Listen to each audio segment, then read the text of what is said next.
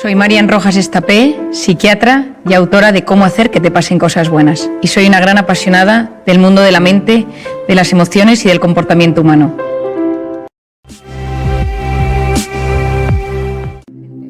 Porque somos diferentes y porque somos complementarios, y el rol de la depresión, que sí que es más frecuente en la mujer que en el hombre, estamos hablando de cifras de 2 o 3 veces más frecuente, las causas y qué está pasando en el siglo XXI para que esto se vea cada vez más. Lo voy a enfocar desde varios puntos de vista. Lo primero es que las causas son causas biológicas, hormonales o bioquímicas, debido a neurotransmisores. Por otra parte, hay causas psicológicas y hay causas sociales. El mundo está cambiando mucho y el rol de la mujer ha cambiado mucho, y eso, por supuesto, está afectando a su estado anímico. Lo más importante de todo es saber que somos distintos. La mujer y el hombre es distinto, y el cerebro de la mujer y el cerebro del hombre es distinto. Cualquiera de vosotras que está casada o que tiene hijos, o padre o madre, observa que hay una diferencia. Os diría que la mujer y el hombre tenemos dos hemisferios, el hemisferio derecho y el hemisferio izquierdo.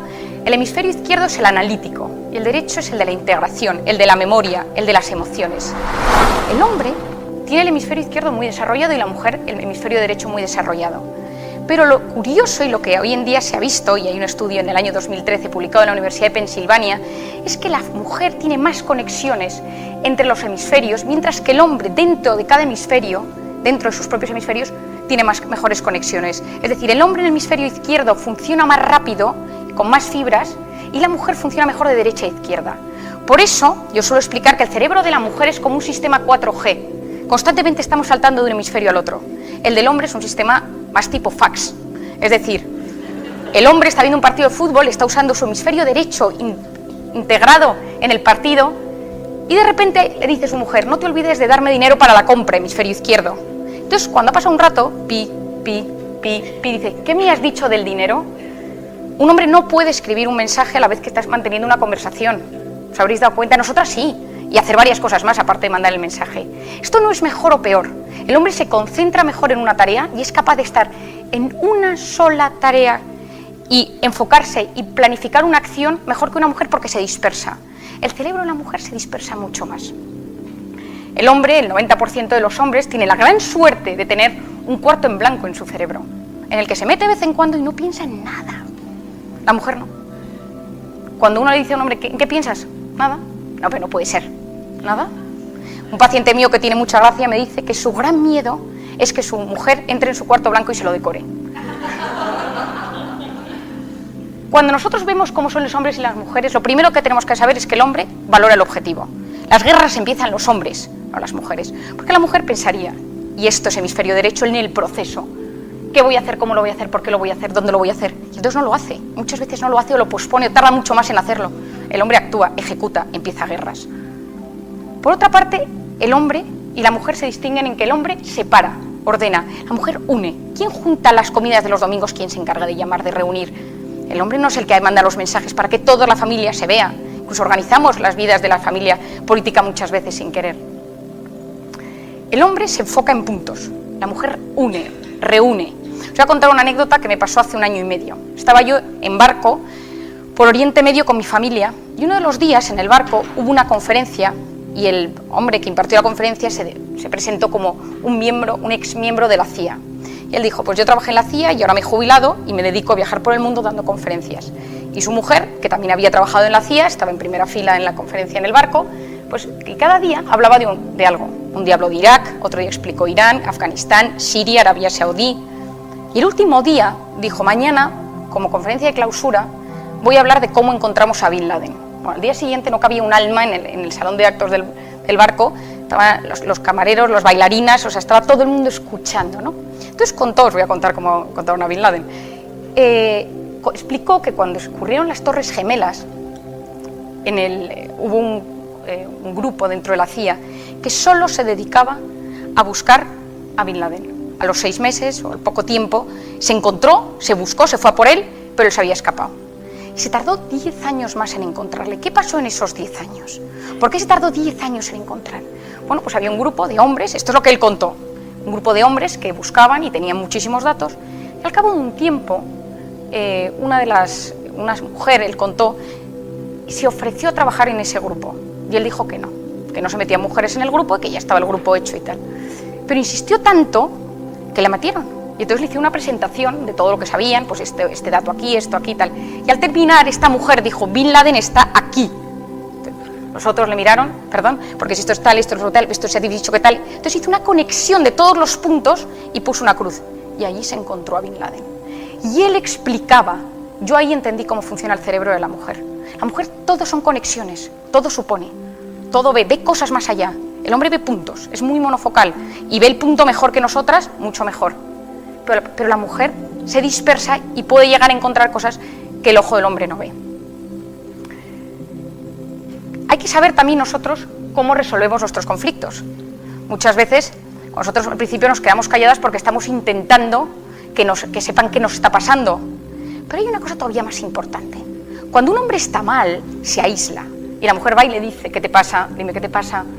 Cuéntamelo. Y el hombre no quiere hablar, se calla. Entonces cuando la mujer está mal, el hombre piensa, claro, mi mujer necesita su espacio, como yo cuando estoy mal. Y la mujer no, la mujer necesita hablar, y hablar, y hablar, y contarlo, porque la mujer resuelve esos conflictos cuando ya se ha abierto la puerta, hablando. Y muchas veces el hombre lo único que tiene que hacer es escuchar, no decir, bueno, yo opino que podría, no, escuchar. Esto muchas veces en las terapias de pareja, cuando la gente viene, es un desconocimiento de cómo funcionamos los hombres y las mujeres. Los hombres se frustran hoy en día, especialmente, y las depresiones del hombre tienen mucho que ver con los temas profesionales. La mujer, que se ponen tristes, suele tener más con los temas afectivos. ¿Qué es lo que tenemos que pensar? Que cuando la mujer quiere algo, necesita sentirse querida. Si la mujer no se siente querida, la mujer se siente abandonada, la mujer se deprime, porque en ella el afecto es lo más importante. El hombre se tiene que sentir necesario. Por eso en un mundo en el cual las mujeres ahora ya cada vez trabajan más y están en el ámbito profesional, es fundamental que ellas sepan también poner al hombre en su lugar y tenerle en su lugar, porque si el hombre deja de sentirse necesario, se vacía. Durante la crisis empecé a ver muchos más hombres que mujeres en mi consulta, que eran hombres que se quedaban en el paro y que si sus mujeres encima trabajaban, en vez de ser una alegría era una humillación, porque el hombre se siente bien cuando se siente necesario. ¿Qué hipótesis tenemos a nivel biológico? Sabemos que el hombre, la mujer, y aquí ya me enfoco más en la mujer, tiene un sistema que a partir de la pubertad hay una revolución hormonal y produce un aumento de estrógenos y progesterona. El estrógeno, que aumenta en la pubertad a partir de los 11-13 años, está elevado durante todo ese tiempo hasta la menopausia. En toda esa etapa, que es la etapa fértil de la mujer es mucho más vulnerable a sufrir una depresión que el hombre. Hasta los 11-13 años, las cifras hoy en día que se manejan de depresión infantil en los niños son las mismas entre el hombre y la mujer, entre el niño y la niña. Pero a partir de los 13-14 años se disparan las cifras en la adolescencia. Luego hablaré específicamente del síndrome de tensión premenstrual, en el embarazo, en la lactancia, el posparto, la menopausia, etc. Pero tiene mucho que ver con el estrógeno. El estrógeno, vosotros sabéis que la serotonina es la hormona encargada de la felicidad, del bienestar, del apetito, incluso del dolor. La serotonina se afecta con el tema de la subida y bajada de estrógenos. Son dos hormonas que están íntimamente ligadas. El famoso Prozac, fluoxetina, es un inhibidor de la recaptación de serotonina y que es básico para el estado anímico. Y los estrógenos en la mujer, en esos momentos de fluctuación, alteran los niveles de serotonina. Tenemos una hipótesis psicológica que me quiero detener un poco más. Ha cambiado la sociedad. Nosotros, cuando estamos preocupados por algo, segregamos una hormona en nuestro organismo que se llama el cortisol. El cortisol es la hormona del estrés y de la supervivencia. Es decir, que si ahora viene una persona de seguridad y dice fuego, gracias al cortisol salimos corriendo. Pero si nosotros volvemos y nos dicen ha sido una falsa alarma, no ha habido fuego, nosotros nos volvemos a sentar aquí dentro de 15 minutos, tras haber salido corriendo y haber vuelto a entrar, y ninguna se encuentra como ahora. Estamos alteradas internamente, y eso que no ha pasado nada, no ha habido fuego. Pero el cuerpo, el organismo, tanto la mente como el cuerpo lo ha vivido como si hubiera un fuego. Imaginaos que volvéis aquí dentro de un mes, estáis en la siguiente charla y alguien dice, huele a fuego, y vuelve a rememorar lo que pasó la vez pasada. El organismo, solo con sentir eso que está pasando, vuelve a sufrir el mismo pico de cortisol que si hubiese un incendio. Si una encima ya viene de vez en cuando liese y piensa, la verdad es que en este sitio hay muchos incendios, y solo con pensarlo, aunque no haya un incendio, ni haya olido el fuego, en ese momento el cerebro desencadena el mismo pico de cortisol. Es decir, este cortisol se genera igual cuando pensamos algo negativo que cuando nos sucede algo negativo. Lo mismo. Se han efectuado pruebas en resonancias magnéticas funcionales, de esas que se meten y se ven colores en el cerebro de la gente, diciéndole a alguien, imagínate que te llaman para decirte que tu padre tenía un infarto.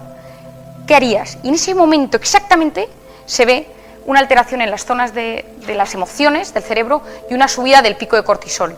Si a una persona se le dice, imagínate que te ha tocado la lotería y que has ganado 1 millón de euros, ¿qué harías con ellos? El cerebro segrega dopamina, la hormona de la confianza y de la felicidad. Solo con pensar en positivo, nuestro organismo se altera. Solo con pensar en negativo, lo destrozamos. ¿Qué sucede? Que en la era en la que nos encontramos ahora mismo, estamos constantemente preocupados por cosas que casi nunca suceden. El 90% de las cosas que nos preocupan y que están en nuestra mente nunca jamás suceden, pero están en nuestra mente alterando nuestro organismo como si estuvieran pasando. El cortisol, cuando está elevado de manera crónica, es la hormona del estrés, produce una toxicidad, una inflamación en el organismo a 2 niveles, al físico y al psicológico. A nivel físico, la inflamación es todo lo que termina en itis, pues artritis, gastritis, amigdalitis, es decir, bajadas de defensa donde los bichos que hay, y tenemos infecciones de repetición, el catarro tonto del verano cuando uno de repente termina las vacaciones, empieza las vacaciones y tiene un catarro que no entiende por qué es, no son los aires acondicionados, es decir, el cortisol y el estrés crónico en el momento de la bajada produce unas alteraciones físicas, la fibromialgia, colon irritable, algunos tipos de cáncer ya se están relacionando con esto. Y a nivel mental, el cortisol también afecta a las estructuras del cerebro. Una estructura llamada el hipocampo, que es la zona de la memoria de corto plazo, que muchas os habrá pasado, y es no acordarse de nada reciente. ¿Dónde he dejado las llaves? ¿Dónde he dejado el teléfono?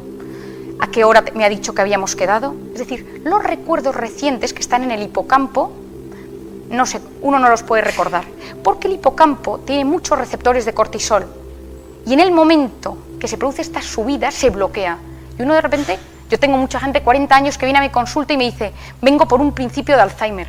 No es Alzheimer. Esos casos de cortisol extremo, de estrés crónico, llegan a zonas, a la amígdala cerebral, que es la zona de la depresión, y a otras zonas del cerebro dedicadas a la depresión, y unas grandes depresiones hoy en día son sensaciones y momentos de estrés crónico que agotan el organismo y nos llevan a estar tristes. Hay depresiones por otros temas, pero hoy en día, cada vez más, estoy viendo cuadros depresivos que se originan, la causa viene de haber vivido muy estresado, muy preocupado. Y esto se puede cambiar y esto se puede modificar. ¿Y cómo podemos eliminar el cortisol de nuestro organismo? Pero ¿qué pasa? Que la mujer hoy en día está expuesta a muchas cosas. Ha cambiado el rol, la mujer trabaja, la mujer está en 1000 cosas.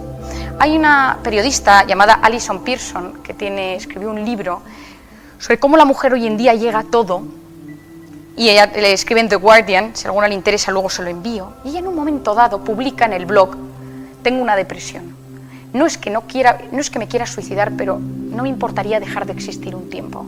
Entonces esto revolucionó Inglaterra, porque era una mujer que había demostrado que se podía tener una familia, trabajar, estar en todas partes, y que se podía estar bien. Y ella de repente empieza a escribir lo que se siente estando deprimida. Y ahí es cuando ella habla, por primera vez en su blog, que en Inglaterra se lee muchísimo, de lo que es una depresión. Y por qué la depresión hoy en día está afectando tanto a la mujer. Si a la edad de los 30, de los 40 años, la mujer está en absolutamente todas las cosas y preocupada por todo, un exceso de perfeccionismo, cada vez estoy tratando más en mi consulta mujeres con síndrome del perfeccionista. El perfeccionista es el eterno insatisfecho, el que nunca es capaz de disfrutar, porque todo podría mejorar siempre. El perfeccionista es obsesivo, y el obsesivo no puede dejar la cabeza quieta. Entre que las mujeres ya no podemos dejar la cabeza quieta, si encima se añade que constantemente vivimos preocupados por si mi hijo, por si mi marido, por si el trabajo, por si... Otro día me decía una médico que estoy viendo en la consulta, que ella está de guardia en la UCI y es capaz de llamar por teléfono a su casa y decir, no os olvidéis mañana de sacar la carne, los uniformes del colegio, es decir, y ella está en la UCI salvando vidas. Porque la mujer hoy en día está expuesta a salvar una vida y que su casa siga adelante. Y necesita y puede, pero hay un momento dado que se rompe. Y yo creo que todas las mujeres, a diferencia del hombre, y esto lo explico muchas veces, que tienen carreras profesionales lineales, el hombre en general, la mujer hay momentos en los que tiene que parar, porque tiene que cuidar, porque si no se cuida se rompe, y si ella se rompe toda la familia. Y como cuando pensaba en las causas y cómo lo quería transmitir, y no quería que fuera una conferencia puramente científica, de hablaros de la serotonina y de cómo el estrógeno y la serotonina están relacionadas, pensaba en esto, ¿no? Y hoy en día encontramos mucha literatura al respecto. Hoy en día la mujer se inclina un 20% por desarrollar su carrera profesional, un 20% por dedicarse al completo de sus hijos y un 60% quiere compatibilizar. Es decir, hoy en día la mujer lo que busca en su mayor parte es poder compatibilizar. El problema es que el grado de exigencia que la mujer está expuesta, y con el tema de los hijos, genera muchas veces estrés. Y este estrés, como os explicaba antes, genera unas sustancias que le alteran y que le hacen sufrir y que le llevan a la depresión. Estos son datos, sin más, estadísticos. Y voy a empezar explicando brevemente, porque si alguna luego tiene alguna pregunta que hacerme, prefiero también si hay alguna cosa, os voy a hacer de una manera amplia y en alguna cosa voy a concretar, ¿no? El cuerpo de la mujer es fruto de muchos problemas, desde una anorexia que empieza en la adolescencia, porque el cuerpo de la mujer, tenemos hasta lo que llamamos dismorfofobias, es decir, mujeres que se ven que la nariz es demasiado grande, que las orejas son demasiado pequeñas. O sea, la mujer constantemente está analizando su cuerpo. Y el tema del cuerpo de la mujer es un factor de riesgo. El tema de las hormonas. Desde el primer momento, desde que empieza la adolescencia, la mujer se siente alterada. La depresión en la adolescencia. Se ha visto hoy en día que las mujeres entre 11 y 13 años, las niñas entre 11 y 13 años empiezan a tener. Los departamentos de psiquiatría infantil de todo el mundo no dan abasto. En España, desde hace unos meses, se ha aceptado la especialidad de psiquiatría infantil como rama completamente independiente de la psiquiatría general. Hoy en día uno puede hacer el MIR y hacer psiquiatría infantil solo. Yo estuve colaborando un tiempo en la unidad del niño y el adolescente del Gregorio Marañón y es impresionante ver la cantidad de niños y de adolescentes que se ven. Y se ve que en el momento que la niña empieza con el cambio hormonal, está mucho más predispuesta. ¿Qué es el síndrome de tensión premenstrual? En el año 81 me pareció un dato interesante, el 50% de los ingresos de urgencias de un hospital psiquiátrico en Francia eran debidos a modificaciones anímicas en este síndrome, es decir, que es algo que realmente afecta. Encontré hace poco un chiste que me resultó muy divertido, que es este de aquí, que decía, que decía, ¿no? Que salió en un periódico, "What the hell do you mean that time of the month?", ¿no? Es decir, sí que existe un cambio antes de la menstruación. Hay mujeres que se irritan, que cambian, que están tristes, que se enfadan, y existe, hay que saberlo. Muchas personas, muchas mujeres tienen ya una base de una inestabilidad anímica durante el resto del ciclo o de su personalidad que se agudiza especialmente en esa. Existen tratamientos hoy en día, desde inhibidores, desde antidepresivos, hasta terapias hormonales que sirven. Cuando os hablaba de las adolescentes, uno de los problemas que tenemos hoy en día para tratar la depresión del adolescente es que existe un riesgo aumentado de suicidio con los antidepresivos. Hubo una alerta en Estados Unidos hace unos años y hubo un gran problema, porque se vio que los niños y los adolescentes que empezaban con antidepresivos pronto aumentaban el riesgo de suicidio. Por lo tanto, hay que valorar riesgo-beneficio. En los síntomas físicos del síndrome de tensión premenstrual es importante que cada uno sepa si eso le pasa y si lo pasa a pedir ayuda, porque existen medicaciones muy efectivas. La depresión en el embarazo es algo terriblemente duro cuando uno lo vive como médico, por dos razones. La primera es porque una depresión en el embarazo es peligrosa, tanto para la madre como para el bebé, y por otra parte porque el tratamiento es peligroso. Las dos cosas son peligrosas. Los ansiolíticos y los antidepresivos, cada uno genera una serie de efectos secundarios. Hay medicación que genera malformaciones en el primer trimestre, hay otras que generan síndromes de abstinencia antes del parto, pero ver una mujer deprimida puede tener, yo recuerdo un día en urgencias, una mujer con una depresión gravísima que no se había querido tratar, que apuñaló su propia tripa con un cuchillo en urgencias, ¿no? Es decir, las depresiones del embarazo pueden llegar a ser muy graves. Las corrientes psicoanalíticas dicen que en el embarazo se resuelven muchos conflictos porque la mujer tiene muchas emociones, las hormonas, el cerebro, se reabren zonas del cerebro, de la mente, con historias, miedos, y que hay mucha gente que lo cuenta en la consulta si va a un psicólogo o a un psiquiatra. Pero una mujer que está deprimida durante el embarazo tiene que tener un seguimiento. Yo suelo tender a intentar negociar. Si es una depresión leve, moderada, intentar hacer psicoterapia y hacer un seguimiento muy cercano. Pero si es una depresión grave, hoy en día lo más recomendable, que os parezca sorprendente, es hacer electroshock. El electroshock, la corriente, que es muy efectiva para las depresiones, no afecta al feto, porque la placenta lo protege. Y yo en alguna depresión muy grave y que no he querido medicar a la persona por algún riesgo o por alguna malformación, la persona ha respondido al TEC. Las depresiones en el embarazo, si conocéis a alguien o alguna vez os cuentan que está embarazada y que está con una depresión, es absolutamente fundamental que te reciba ayuda, porque es un momento dentro de la mujer muy duro. Tanto es así que cuando nosotros ponemos medicación a una persona joven, a una mujer joven que viene a nuestra consulta, siempre preguntamos si tiene deseos de quedarse embarazada. Esto es importante, porque si esa persona se queda embarazada, y a veces te pasa que te dicen, no sabía que estaba embarazada y estoy de 2 meses y está con medicación, pues hay veces que no pasa nada, pero hay otras veces que sí. Hay que valorar riesgos-beneficios.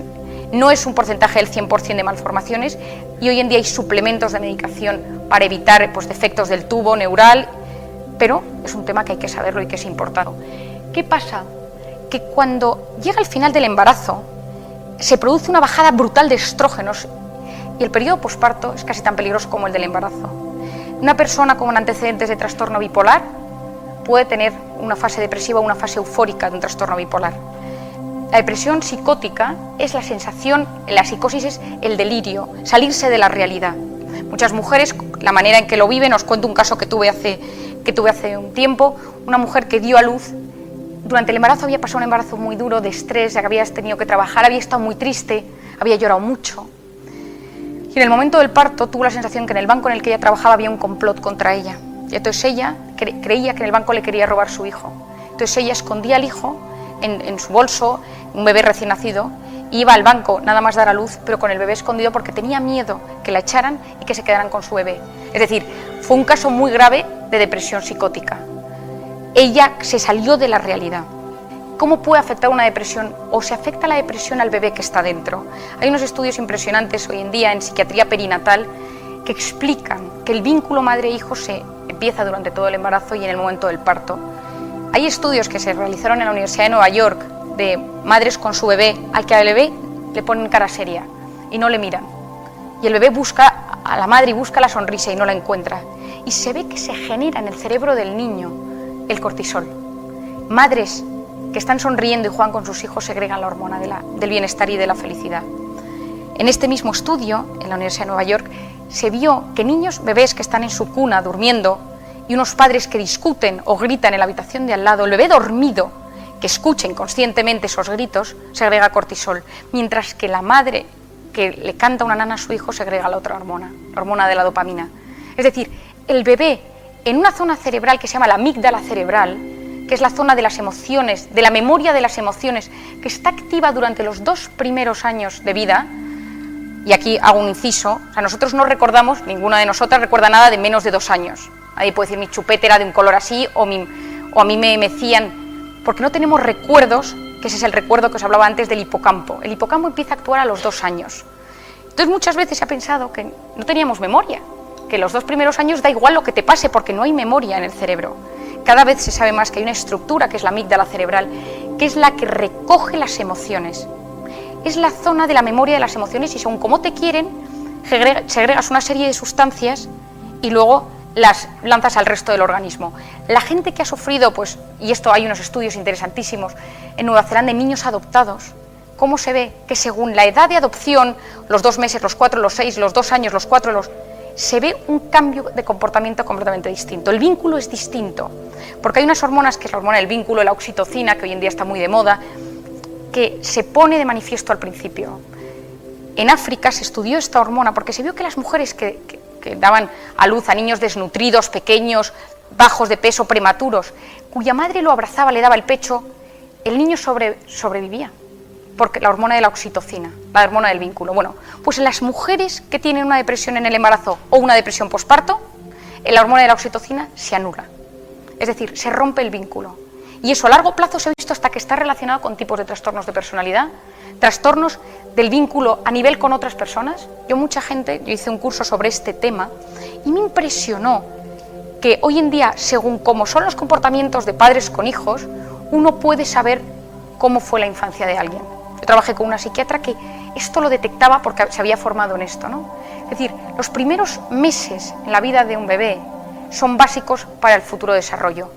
Por lo tanto, si estamos hablando de que una mujer da a luz, y que da luz con una depresión y es incapaz de interactuar con su hijo, porque está deprimida, porque le da igual que viva o que el niño, en ese momento el bebé lo percibe.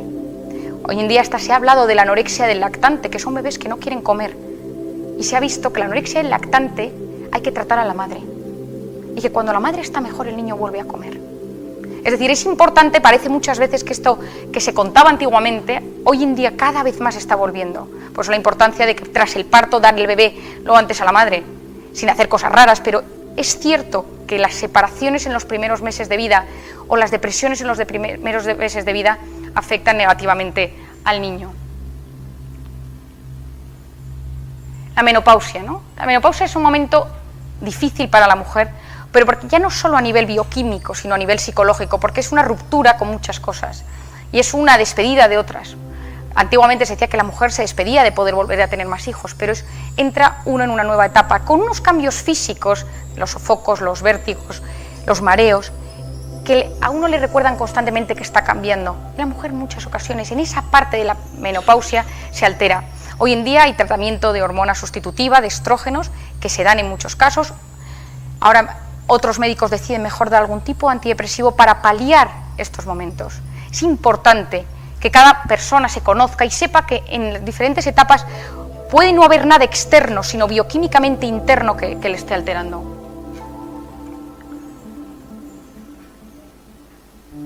Quiero hacer un inciso sobre las depresiones tras el aborto. Hace 2 años, cuando estuve aquí, os estuve contando alguna, yo creo que reconozco alguna cara, sobre mi experiencia en Camboya. Yo estuve trabajando en Camboya, sacando niñas de la prostitución infantil durante un verano entero, y cuando volví a España seguí con esa labor. Pues aprendí muchas cosas. Yo aprendí cómo es que una niña de 13, 14 años sea violada, vendida a un burdel, tener que ver 50 clientes al día, quedarse embarazada, tener que abortar para no tener ese niño porque le obligan. Es decir, viví yo creo las experiencias más duras que puede vivir un adolescente o una chica joven hoy en día. Y empecé a leer y a estudiar qué pasaba en el cerebro. Yo al principio pensaba, ¿no?, pues que una persona violada en un burdel, quizás su vía de escape podía ser el aborto.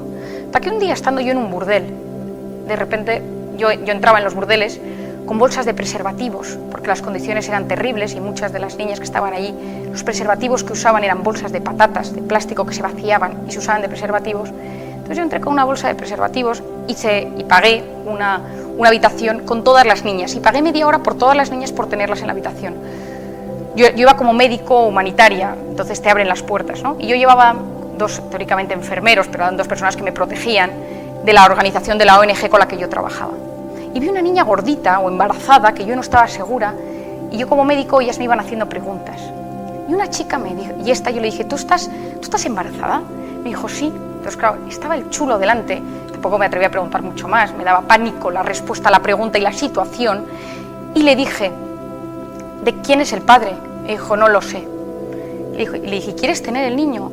Me dijo, mira, y entonces me cuenta ella, a mí me vendieron aquí hace unos años, y desde entonces pues me han violado, y me he sentido muerta. Físicamente como mujer yo no siento absolutamente nada. Hasta que un día noté que algo había cambiado dentro, me contó la niña, y que algo vivía dentro de mí, y dije, ¿qué me está pasando? Mi cuerpo es distinto, ¿qué le está pasando? Y estaba más feliz, estaba más animada, me levantaba, no lloraba, y le pedí al chulo que me dejara ir al médico, y me dijo que estaba embarazada. El chulo me dijo, tienes 2 opciones. El chulo se había marchado, lógicamente, tras esta conversación. O abortar, o seguir con el embarazo, pero seguir viendo clientes hasta el día del parto. Y me dijo, por una vez que siento que vive algo dentro de mí, no lo quiero matar. Esta niña tuvo el bebé y ahora mismo está fuera de ese burdel, ¿no?, con su bebé. Bueno, su niño ahora tendrá un par de años. Es decir, yo en ese momento cambió mi percepción. Mucha gente violada que yo he visto en mi consulta y vi allí en las peores condiciones que yo creo que pueden existir, encontró un sentido a su vida tras una violación. Pero esto es una cosa voluntaria, es una cosa que cada uno cambia según sus propias vivencias y cómo es. Un abuso sexual, que no acabe en un embarazo, marca a una mujer para toda la vida. Es como una cicatriz en la mente de una mujer. A día de hoy yo sigo viendo gente en mi consulta que viene por cualquier tema, que de repente me saca y me dice, nunca le he contado a nadie, pero yo tuve un abuso de pequeña. Y desgraciadamente es algo que me horroriza. El otro día tuve en mi consulta a un abogado de Madrid que lo estaba pasando muy mal, tenía una fibromialgia, no quería dejar de trabajar, Y en un momento dado se me echa a llorar y me dice, cuando tenía 7 años, el jardinero abusó de mí. Y me dice, pero nunca se lo he contado a nadie porque tampoco sé si esto es relevante. Pero se acordaba exactamente cómo iba vestida ella, cómo iba vestido, qué pasó, que si llovía, no llovía, qué había alrededor. Es decir, el cerebro lo había guardado como un evento traumático. Tanto el aborto como una violación, como un abuso son eventos traumáticos y hay que medirlo. Se ha visto que en gente con abuso sexual en la infancia y que pasan los años, o abuso sexual, o vidas muy desgarradas, y especialmente en la mujer, a los 30 años, haciendo un seguimiento 30 años, esas mujeres tienen más propensión a depresiones crónicas que no se curan, a hipertensión, que no responde a medicación, a diabetes, a colesterol. Es decir, todo lo que tiene que ver con el aparato genital de la mujer o con el cuerpo de la mujer está íntimamente ligado a su mente. No se puede separar, es imposible. Y quien lo consigue separar es porque se ha hecho esta violencia, ha hecho un esfuerzo, o sea, ha hecho un ejercicio, un esfuerzo, o la ruptura ha sido tan dura que le ha dejado destrozado por dentro. Entonces, depresiones post-aborto es un tema tan conflictivo hoy en día, pero como en todas las cosas, veo mucha gente que tras un aborto viene 20 años después y te dice, me arrepiento, sueño con ese bebé, sueño con el feto, sueño con la ecografía cuando me la enseñaron, y hay gente que se siente aliviada, pero mi experiencia es que la gente sale bastante alterada de un aborto, especialmente cuando es una decisión hecha rápido, sin tener información. Yo muchas veces recomiendo a la gente que la decisión de parar un aborto, que yo he tenido desgraciadamente en el hospital muchas veces gente que viene consultándolo, aparte que es una vida y que uno rompe una vida y lo mata, una persona no se recupera. Y las mujeres se quedan con el sello impregnado en su mente durante mucho tiempo. Y a veces no se cura jamás. Y hay sensaciones de culpabilidad toda la vida. Al respecto de esto hay varios artículos y si alguna está interesada tengo un informe muy bueno sobre casos que existen hoy en día y que se están estudiando en España y que estuvieron pues muy en la mesa cuando se planteó la nueva ley del aborto. Las depresiones bipolares, nada que ver, que es lo que antes se llamaba las maníaco-depresivas, son estados de euforia, de hiperactividad, de gente que no para quieta, que no duerme, que durante semanas, y luego fases depresivas. Son distintas, existen en la mujer, existen en el hombre, no son más frecuentes en la mujer que en el hombre, pero muchas veces gente que se le trata de depresiones, que ha tenido muchas depresiones recurrentes a lo largo de la vida, es una depresión bipolar encubierta, que ha tenido alguna fase eufórica a lo largo de su vida y necesita un estabilizador del ánimo. Son depresiones que en vez de ser tratadas con antidepresivos necesitan ser tratadas con otro tipo de medicación que hace que no fluctúe. Y por eso mucha gente que dice, no, es que ha tenido depresiones toda la vida y no responde a ningún antidepresivo. Habría que preguntarse, ¿no? Quizás sea bipolar, que puede ser unipolar o bipolar, y eso lo que necesita es un estabilizador del ánimo.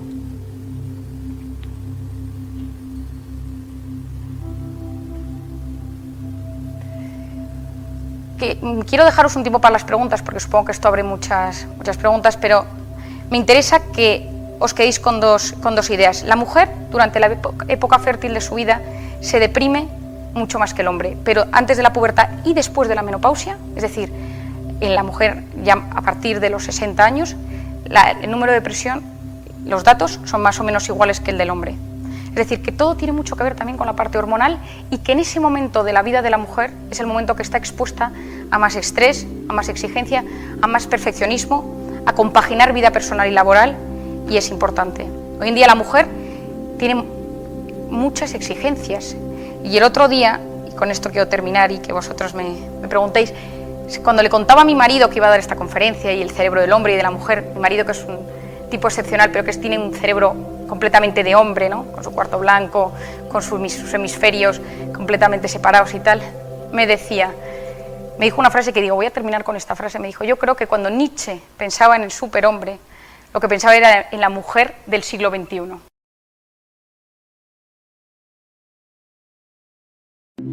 Buenos días, muchas gracias. Gracias, Leo. Gracias, Lucía, por esta magnífica presentación y por este evento tan maravilloso donde ayudamos a algo tan importante como es la educación de nuestros hijos, la educación de los más pequeños, para crear un mundo mejor. Bueno, empiezo a contaros.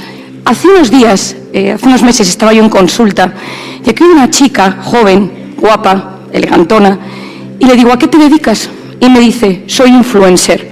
Siempre me impacta esta profesión nueva y le digo, ¿y sobre qué influyes? Sobre cómo visto, lo que como, dónde viajo, lo que hago en mi día a día, dónde veraneo. Le digo, ¿y cuántos seguidores tienes? Y me dice, casi 1 millón. Le digo, déjame ver tu Instagram. Me pasa su teléfono, empieza a bajar las fotos y efectivamente, pues con su novio, en vacaciones, en un evento, en un desfile, en Nueva York, en París, en Londres. Ella es extranjera y le digo, ¿y qué te trae por aquí? Se empieza a llorar y me dice, mi vida es un desastre. Soy una persona que estoy amargada, me siento vacía, tengo una tristeza existencial, mi novio me es infiel, mi padre es alcohólico, no tengo buena relación con el entorno y durante 1 hora me cuenta su biografía, su día a día, con vías de escape, bebiendo por las noches, fumando y consumiendo marihuana. Y al terminar, en un momento dado, me dice, ¿te importa que vaya al baño? Se acerca al baño, vuelve pintada, con el rímel puesto, con buen aspecto. Y yo, un poco sorprendida ante el cambio, le digo, ¿estás bien? Y me dice, es que a esta hora siempre subo una foto en mi perfil de Instagram y no quiero dejar de hacer esto para mis seguidores. Tienes un cuadro muy bonito en tu consulta, ¿te importa hacerme una foto? Y las dos escribimos una frase sobre la felicidad y la motivación. Ante el impacto que yo tenía en consulta, le digo, bueno, la felicidad consiste, pero yo estaba impactada ante la situación y en ese momento en su pantalla, después de publicar la foto, empiezan a surgir, te quiero, eres mi inspiración, gracias por existir, mi vida, y me dice, esto es mi droga. ¿Por qué empiezo hablando así? Porque las redes sociales, la pantalla, fueron diseñadas para ser adictivas. Fueron diseñadas para crear este sentimiento de bienestar en nuestra mente.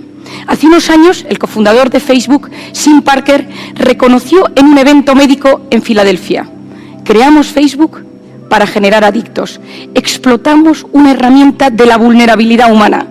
Thomas Insel, que ha sido el director del Instituto de Salud Mental de Estados Unidos, explica de forma muy contundente: nada motiva más al ser humano, nada activa más nuestro interior que sentirnos queridos, apreciados o que las otras personas les importan nuestras cosas. Por eso descubren, cuando crean todas las aplicaciones, que esto motiva al ser humano, que hay un mecanismo interior potentísimo, muy parecido al de la adicción, que hace que el ser humano constantemente necesite subir fotos y recibir likes. Cada vez que una persona consume heroína, cocaína, marihuana, tiene relaciones sexuales, ve pornografía, juega a videojuegos, se va de compras, tiene una buena comida con amigos, todo ello genera placer, unos mejores y otros peores, pero todo eso genera placer. Y el placer está regulado en el cerebro por varias hormonas, pero principalmente por una, que es la dopamina. ¿Cómo funciona la dopamina?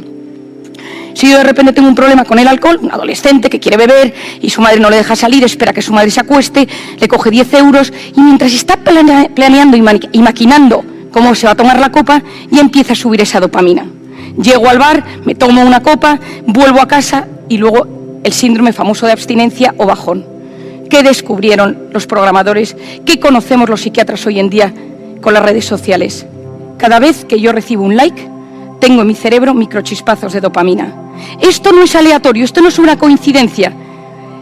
Las redes sociales, Internet, la tecnología fue creada en un primer momento para acercarnos a las personas, para que nuestra vida fuera más eficiente, para comunicarnos mejor y sigan siendo una enorme y buenísima herramienta. Pero a día de hoy, Internet y la tecnología está al servicio de los grandes programadores, de las grandes empresas tecnológicas, a las que no les importa la educación de nuestros hijos, a la que no le importa que mi hijo esté 20 horas jugando a algo o metido en Instagram o en otra red social. A ellos lo que les importa es que nosotros estemos cuanto más tiempo, y nuestros hijos más, delante de una pantalla. Pero mirad qué cosa tan curiosa. Estos programadores, estos magnates de la empresa tecnológica que están en California, llevan muchos de ellos a sus hijos a escuelas donde no hay pantallas, donde no hay Internet, porque conocen el efecto tan dañino que tiene en el cerebro de sus hijos.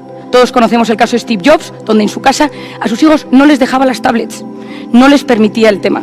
El fundador de Twitter tuvo enormes problemas de adicción a las redes y en su casa enseñó a sus hijos a manejar las redes sociales.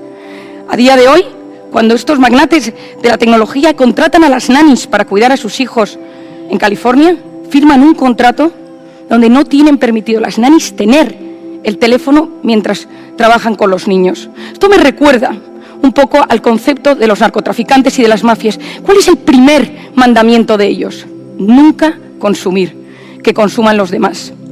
¿Y por qué os explico hoy esto? Nosotros los padres, ¿cuándo cogemos la pantalla del teléfono? cuando estamos estresados o cuando estamos aburridos.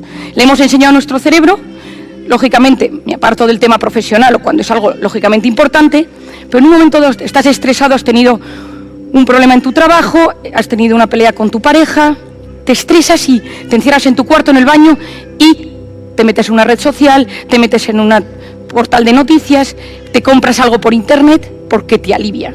Estás aburrido, estás en la parada del autobús, estás en una conversación un poco interesante, en una comida que no te llena y tenías el teléfono. Nuestros hijos, ¿cuándo cogen el teléfono? Cuando se sienten vacíos, cuando tienen una crisis de identidad, cuando se aburren, cuando se estresan. Todo niño tiene un momento en su infancia y en su adolescencia, y nosotros lo hemos vivido, en el cual tienes como una crisis de identidad, en el cual tienes una crisis personal en la que no te gusta el cambio, las chicas no te hacen caso, los chicos no te hacen caso, tus amigas están raras, te peleas con todo el mundo. Y en ese momento, y si nosotros pensamos en nuestra infancia o adolescencia, lo tuvimos en algún momento donde la vida no me llenaba, donde yo no era del todo feliz, y mi cerebro busca, como niño, como adolescente, como joven, una vía de escape. ¿Por qué es tan importante esa vía de escape de la juventud? Porque en el cerebro se queda grabada, y cuando yo sea mayor, y a los 40 años tenga un problema de pareja, me esté separando, tenga un problema en mi trabajo serio, mi cerebro me recordará cuál era mi vía de escape de la infancia, si es el alcohol, si son las drogas. Por eso sabemos los psiquiatras, sabemos los médicos, que cuando ha habido una adicción muy potente en la infancia, en la juventud, el cerebro te la va recordando toda la vida. Y hoy insisto en esto porque los hijos tienen, cuando son pequeños, cuando empiezan a tener por los 8, los 9, los 10, los 11, buscan algo que les alivie ese malestar interior.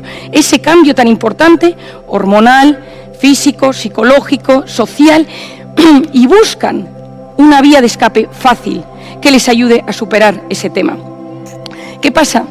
Que esa vía de escape es rápida, esa vía de escape les alivia, pero genera en muchas ocasiones, si no lo saben gestionar, una nula tolerancia a la frustración. ¿Nosotros qué queremos? Que nuestros hijos sepan gestionar el estrés y el aburrimiento, porque son dos de los grandes ingredientes que suceden en el día a día en nuestras vidas.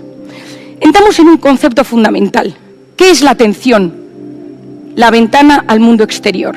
Hay psiquiatras hoy en día que dicen, especialmente los psiquiatras alemanes, que la gente más feliz es la gente que tiene dominada su atención. ¿Dónde está la atención? La atención se encuentra en la parte superior del cerebro, en la corteza prefrontal, zona que se encarga de la atención, de la concentración, de la resolución de problemas y del control de impulsos. Es una zona que nos hace, entre comillas, seres superiores porque dominamos las situaciones, gestionamos nuestras emociones, somos capaces de planificar, somos capaces de resolver problemas.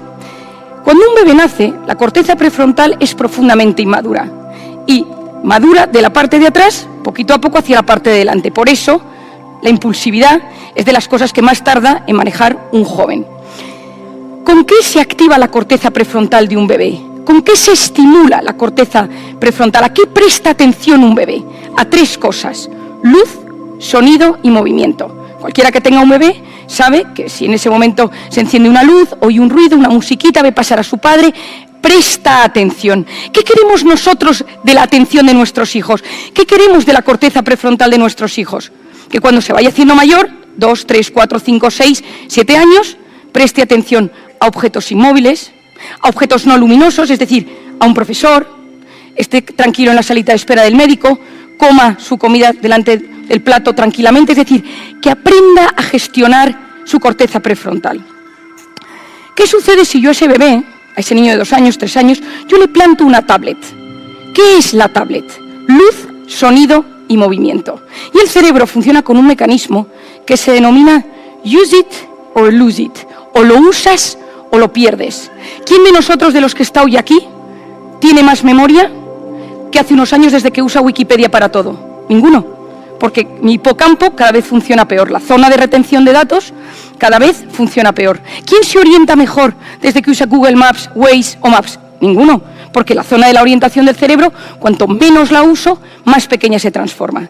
Pues en la atención, en la corteza prefrontal, sucede lo mismo. Cuanto más la estimulo con una herramienta exterior, peor funciona en mi cerebro. Por eso hoy en día nos encontramos con niños de 10 años con unas cortezas prefrontales muy inmaduras, porque solo se estimula su atención con luz, sonido, movimiento, y necesitan cada vez estímulos más fuertes, cada vez imágenes, vídeos, escenas más intensas para ser capaces de activar su atención. Hoy en día, la economía que nos mueve es la economía de la atención. Lo que hoy en día mueve el mundo no son las mafias, las drogas, las farmacéuticas, la información, el poder, que también, sino la capacidad de retener la atención nuestra y la de nuestros hijos el mayor tiempo posible en una pantalla.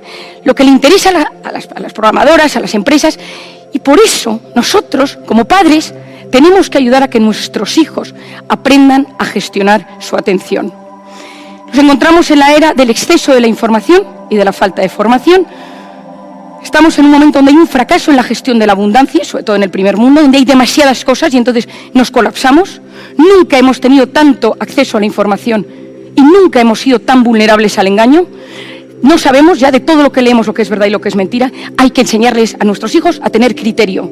Porque si nosotros hoy en día podemos ser engañados, y probablemente todos los que estamos aquí hemos recibido una educación con mucho criterio, con mucha formación, hemos estudiado, nuestros hijos que tienen acceso a tal cantidad de información, hay que enseñarles a filtrar, hay que enseñarles qué es lo importante, qué es lo que es superficial, porque nos hemos convertido en una sociedad adicta a lo superficial. Cada vez nos cuesta más profundizar.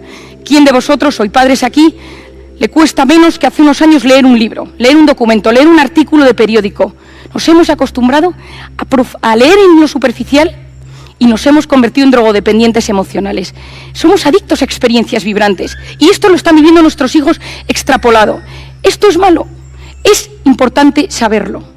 Es importante ser conscientes de que tenemos que formarnos, de que tenemos que enseñarles a filtrar, que tenemos que enseñarles a prestar atención.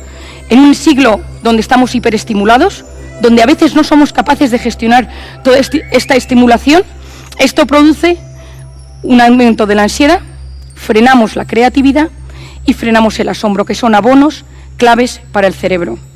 Vivimos en la era de la gratificación instantánea. Lo quiero todo y ya. Mis hijos, nuestros hijos, han aprendido a que lo que quieren lo tienen en el momento. Yo quiero cenar un tipo de comida y la pido y en 10 minutos me llega. Yo quiero sentir algo y lo tengo. Yo me encuentro mal y lo resuelvo automáticamente porque tengo ese sistema de gratificación en mi cerebro.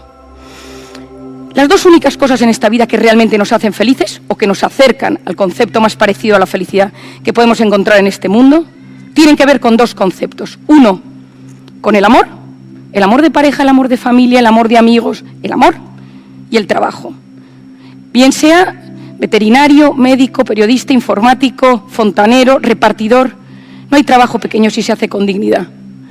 Pero ni el trabajo ni el amor van a base de gratificación instantánea. Requieren constancia. Un día caes, un día te levantas, un día te sale bien, un día te sale mal. Pero si estamos creando una sociedad y unos niños y unos jóvenes con una nula tolerancia a la frustración, lo que no sucede a largo plazo es que estos niños se frustran con muchísima facilidad y tienen sentimientos de vacío. Y de repente en la universidad no quieren estudiar, en el colegio les cuesta, porque su cerebro solo vive a base de clic, chispazos de dopamina que ya entendemos cómo funcionan en nuestro cerebro. ¿Qué es lo importante? No perder las ganas por aprender. No tanto lo que hayamos aprendido, lo que les enseñemos, sino que quieran seguir aprendiendo. Decía Einstein, lo importante es no dejar de hacerse preguntas, que el asombro siga. Estos niños que lo preguntan todo y por qué, dejarles que esto crezca. Sabemos en la gente mayor que uno de los métodos para frenar el Alzheimer es que haya siempre asombro y siempre ganas por aprender. No olvidemos que las cosas buenas pasan en la vida real. La vida virtual va a base de gratificaciones instantáneas. Enseñemos a nuestros hijos a pasar tiempo con ellos de calidad en la vida real. Es lo que ellos más desean. Conectamos y cuando tú estás con tu hijo, cuando juegas con él, le dedicas tiempo, le escuchas, tienes experiencias en la naturaleza, en el deporte, generas oxitocina, que es la hormona del vínculo y del amor, y es la hormona que baja el cortisol, la hormona del estrés, es la hormona que hace que en nuestro interior se refuerce el sistema inmunológico. 3 ideas que pueden ayudarnos. La primera, como padres, quitar las notificaciones del teléfono. Yo domino mi dispositivo y mi hijo lo va a ver, porque si mi hijo ve que soy adicto, nosotros no podemos pretender que nuestros hijos hagan cosas que nosotros no hacemos. Si yo necesito algo del teléfono, yo me meto. ¿Cuántas veces vamos a hacer una llamada, cogemos el teléfono y tenemos tal cantidad de cosas por resolver que a los 10 minutos decimos, ¿qué iba a hacer yo? Ya no lo recuerdo. Quitar las notificaciones, vamos a notar una transformación en nuestro cerebro al cabo de unos días impresionante, pero nuestros hijos van a detectar algo mucho más importante, y es que no hay un disruptor constante en una familia. Lo segundo, que nosotros, como padres, quitemos la red social más activa que tengamos. Suele ser Instagram, porque hay un vacío posterior cuando lo usamos. De esta manera yo le voy a poder explicar a mi hijo el efecto.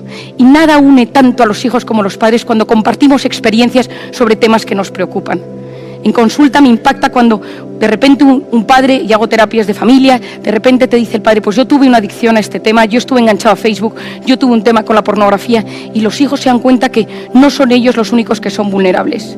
La tercera es el modo avión. Empiezan a surgir estudios e impresiones que me parecen básicas. Cuando nosotros estamos con nuestros hijos y tenemos el teléfono delante, aunque esté encendido, haya notificaciones como esté, mi hijo percibe sensación de abandono.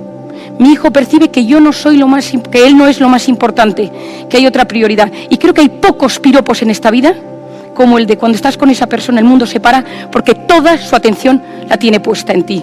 Tenemos que volver a ese piropo, a que cuando estemos con las personas se sientan importantes, y sobre todo nuestros hijos, que son lo más importante de nuestra vida. Que nuestros hijos noten que cuando estamos con ellos delante, solo nos importan. Que somos capaces de bloquear el resto porque ellos son lo más importante de nuestra vida. Termino. Decía Víctor Hugo, en esta vida, el mundo puede ser, la educación puede ser para los débiles lo inalcanzable, para los temerosos algo que les da miedo, para los valientes una oportunidad. Enseñemos a nuestros hijos a conectar con sus amigos en la vida real. Pasemos tiempo con nuestros hijos, con ellos, unidos, tocándoles, abrazándoles, riendo. Sentido del humor es patrimonio de los inteligentes. Enseñémoslo a posponer la recompensa, porque una persona con voluntad, que sabe posponer la recompensa, llega mucho más lejos en la vida que una persona inteligente, y así les acercaremos a que les pasen cosas buenas en el futuro. Muchas gracias.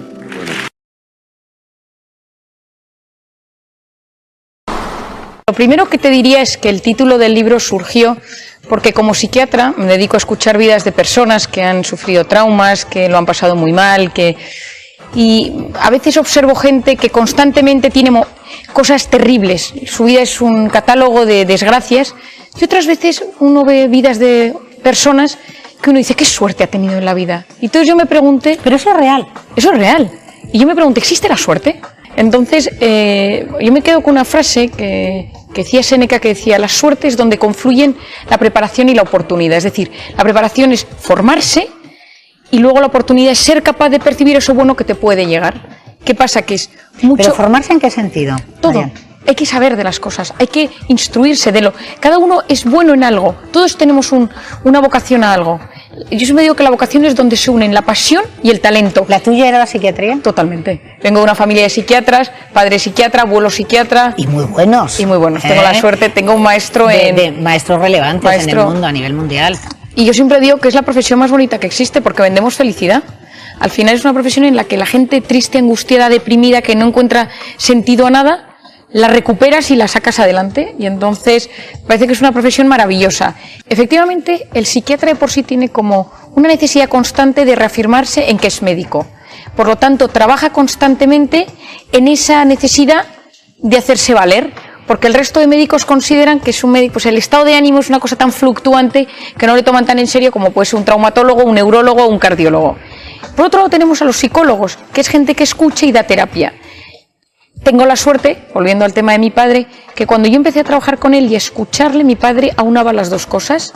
Él usa la medicación como apoyo, pero sobre todo se basa en la terapia, que eso es lo que yo ahora en el siglo XXI, que hay tanta neurociencia, que sabemos tanto del cerebro, si un médico, si un psiquiatra es capaz de juntar las dos cosas, tiene la persona de delante... Está la familia Rojas.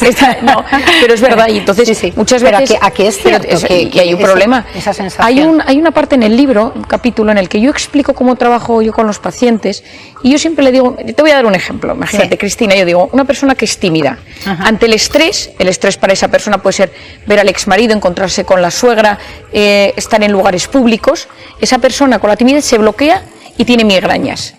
Por lo tanto va al médico de familia, que le da una medicación para la migraña, va al psiquiatra que le da una pastilla para el ataque de pánico, va al psicólogo que le ayuda a contar su historia porque a mí de pequeño no me hacían caso, porque mi padre, porque mi hermano mayor o porque tuve un novio. Y al final es un caos de pastillas y medicaciones y uno lleva 10 años en terapias que no funcionan para nada. A mí lo que me gusta es hacerle ese esquema a la persona que tengo delante y decirle, vamos a trabajar en un continuo, vamos a trabajar cómo te enfrentas a encontrarte con tu suegra o a estar en eventos públicos. Por otra parte, vamos a trabajar tus rasgos de personalidad, de timidez, y vamos a ver si van bajando los síntomas de migraña y los ataques de pánico. El resultado es que eso funciona. Pero para eso hay que aunar muchas disciplinas y hay muchas veces que cuesta. Y estoy contigo que pues, me encantó hace poco que mandé este libro a una de las psiquiatras que me formó en el hospital.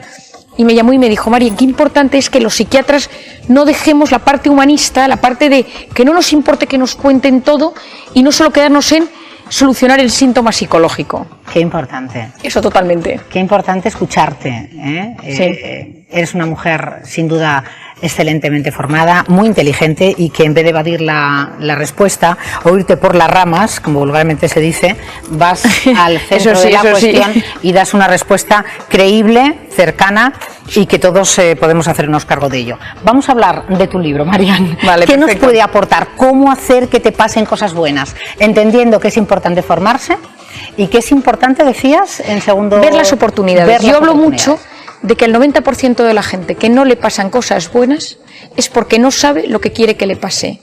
Es decir, hay un montón de cosas buenas en el entorno, pero nuestro cerebro a veces no las percibe. ¿Por qué? Porque estamos agobiados, angustiados, preocupados por el futuro, enganchados al teléfono.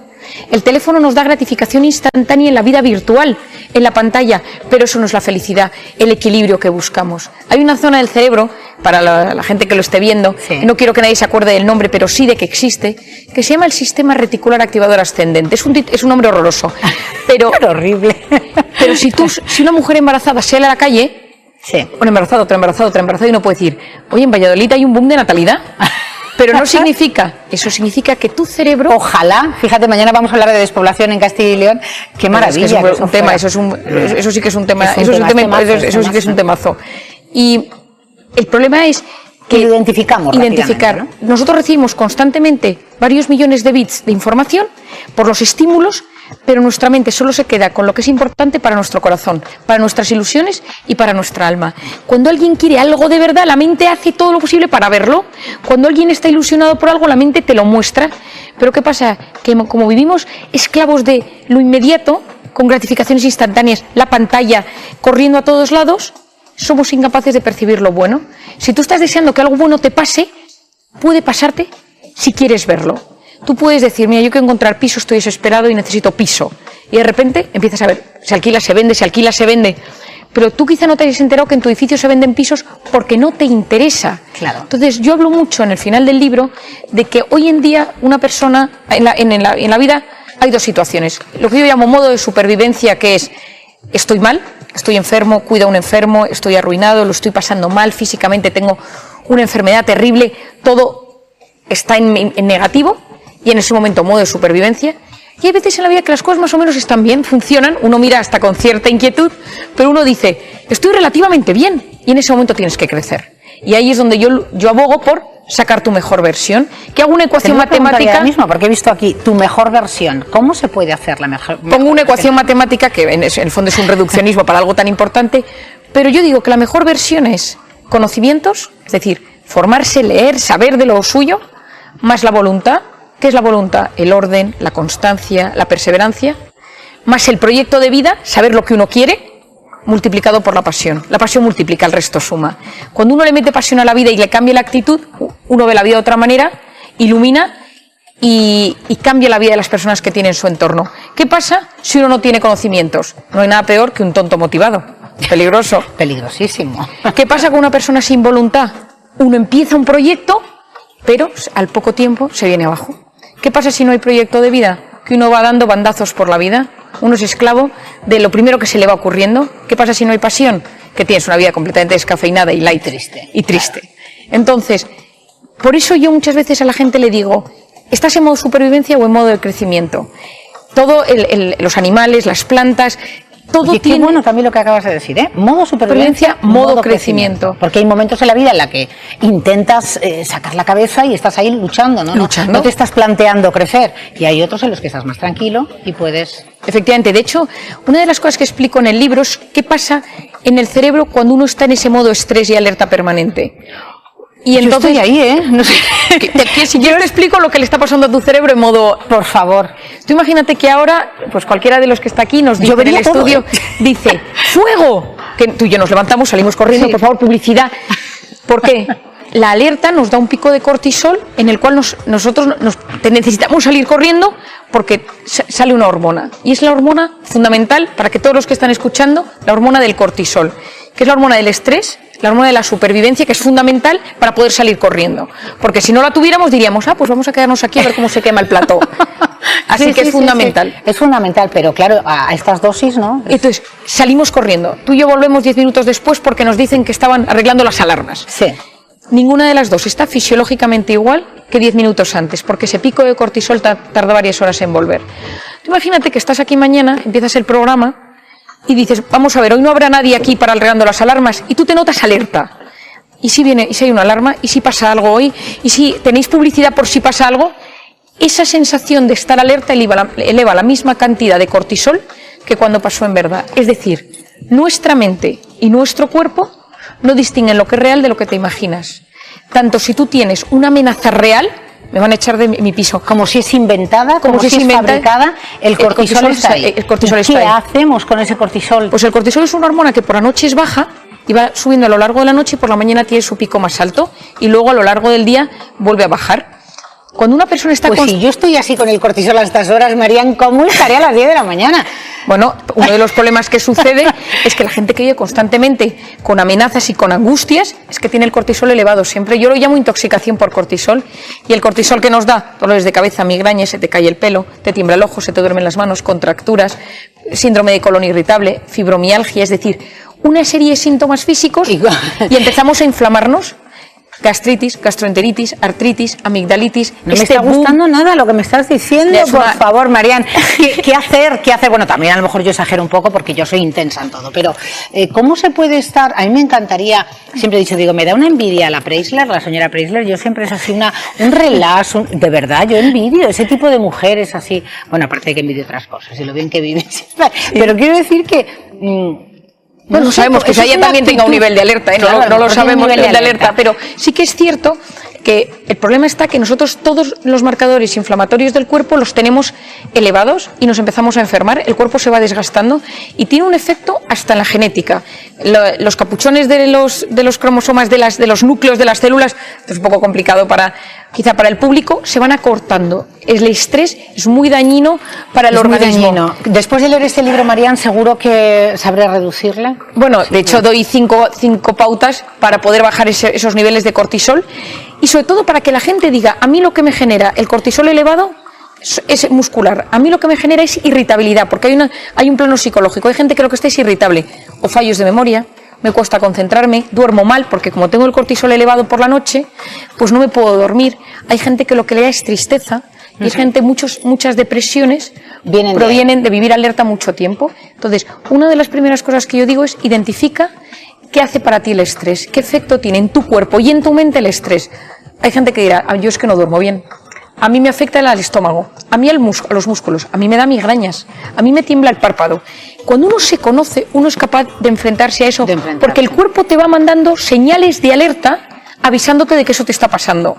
El infarto no llega un día de repente, el infarto. Si es que no puede ser, que hay que cortar esto, me están diciendo. Pero es que yo me estaría hablando con Marían, pues hablaría absolutamente de todo el libro. Oye, es un lujazo.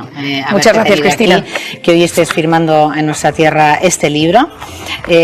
Sois una gran saga, de verdad, gracias, de grandísimos profesionales y me ha encantado tu respuesta a mi primera pregunta. Gracias, Cristina. Que nos sirva a todos, tu libro, Cómo hacer que te pasen cosas buenas. El libro de Marían Rojas, hoy aquí en Vamos a Ver. Gracias. Gracias, Cristina.